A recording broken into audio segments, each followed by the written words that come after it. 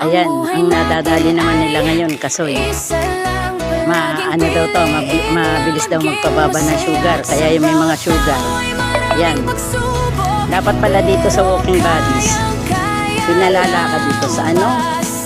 Sa subdivision, yung walang madadaanan. Kanina, binanatan buka. Tapos ngayon, yan, binanatan naman kasoy. Kawawa naman kung madaanan ng mga halaman ng mga to. Ang dami mang problema na di na makayanan. Kasoy, tsaka ano, isip-isip pa. Minsan naisip na lang bumitaw at mawala na lang sa mundo.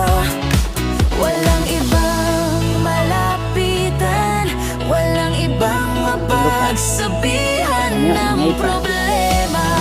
Manalangin ka lang Dapat pala sa ano to, sa binadataan ko to sa ano, sa Green Hills para hindi nangunguha ng kung ano-ano.